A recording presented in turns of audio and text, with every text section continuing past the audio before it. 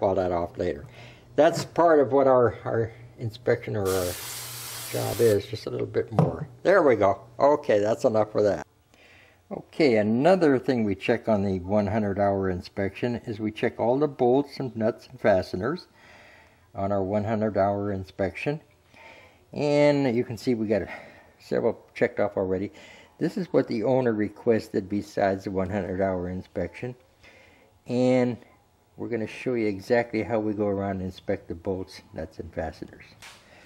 Okay, by hand we just physically touch every bolt, nut, fastener, and if anything's loose then you just take a wrench and you just tighten it up. We did find with this aircraft, because we already went around the whole thing and checked all the bolts and nuts, we found a bolt here that's kind of elongated.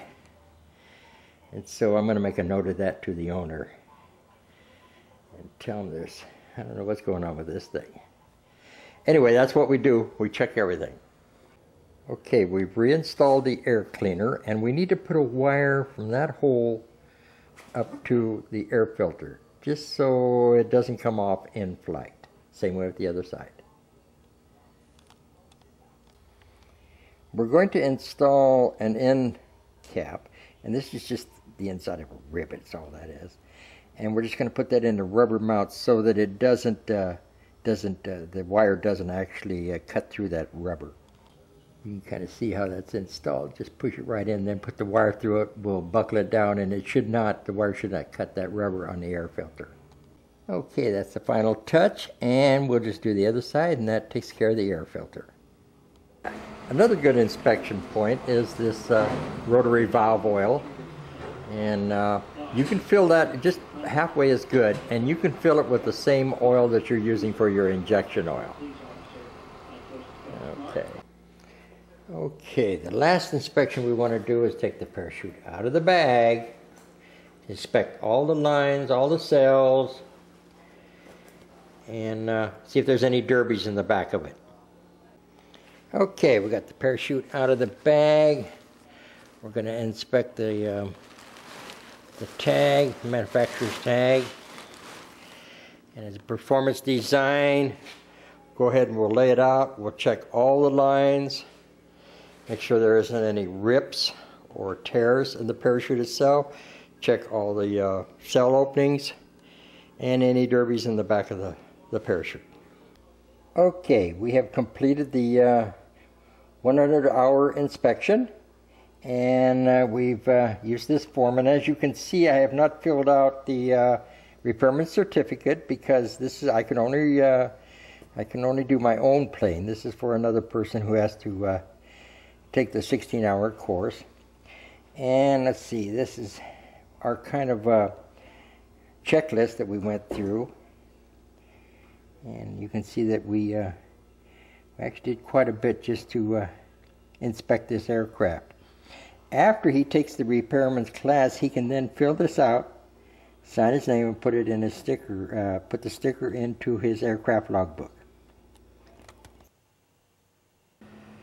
Okay, now Jim, I'm going to remove the seats, and I want to redo your battery back there. I'll show you what I'm going to do to that. I need a better clamp into the, I don't like those little tie wraps. So redo that. I'm going to put a gas gauge in, set it up over in here, remove the seats, put the seats forward, and then we're just about done. Then I'll really go through your strobe again, and I think that's the bulb that's burned out. Okie dokie. Okay, both seats have been removed. I've cleaned the deck, and the holes are right here where we can just move it up. And then the back seat, and this is what I was talking about, that the only thing you have holding this battery down is these little tie wraps. And I'll go ahead and put a wire, not a wire, but a clamp, kind of a wire clamp or something, or a worm clamp to hold that battery down. Okay, I've installed a long warp drive band clamp, and as you can see, boy, you shake it, it's not going anywhere. I put the gear drive in the back so that you can actually take this thing in or out without removing that seat. I just replaced your fuel filter with a paper filter and replace it's a little wire filter. This has more micron filtering capability than this, and there's a big controversy about these are better, those are better, what's better, blah blah blah. Anyway, the micron filtering system on the paper is much more tighter than this little wire screen, so I've replaced it, and you probably have to do it again next year. You should replace these things every year anyway. Okay, we've got that installed, we've got the offset set in, and it's stainless steel wired in and good to go. Okay, Jim, I took the strobe lens off, and you can see that the strobe actually has a wire burnt, something burnt off of here. But even up in here, you can see where it's broken. The wire is broken. So at this point, I think you just may have to buy a new strobe. That's what it looks like to me. Anyway, I'm going to take the wiring and keep the wiring there, and I'm going to put a switch up in your front cockpit area where you can turn it off and on. As I'm putting the wire into a housing like a shroud, I came across this, which could have created the whole problem. It looks like the ground wire and even the hot wire had actually grounded against each other, and I could have burned out your bulb above. Anyway, I'll fix that area. Alright, I've installed the sensor.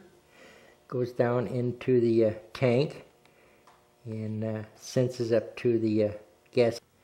Okay, I fiberglassed this. I tried to clamp, Jim, but this dang thing just wouldn't hold. And so what I did was I fiberglassed the whole cap. And it's kind of rinky-dink, but man, it's kind of rinky-dink. But boy, it is not going to come apart on you.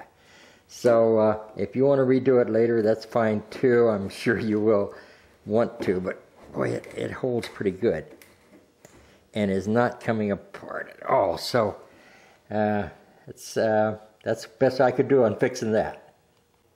Alright, I've stuck in your gauge, and I also put a switch in because we don't want it running off. Well, actually I couldn't get to the, I could have run it off your AC here, but I'd have had to take this whole thing off and I really couldn't get to it. So I thought I'd just put a switch on with a little light, and you can turn it off and on and let you know what your gas is. And should be pretty accurate, Jim. I've got it set in there to where you might have half a gallon or so more after it shows empty.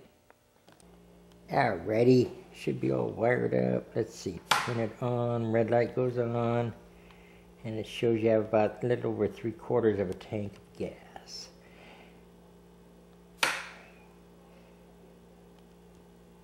Good.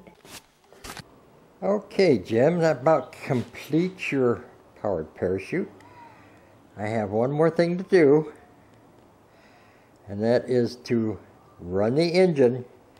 It's not going to leave my garage unless it's running right, after all the stuff I've done to it. So we'll do that tomorrow, and then it's ready, and I'll give you a call and see if you want me to take it to you Saturday. Looks pretty good.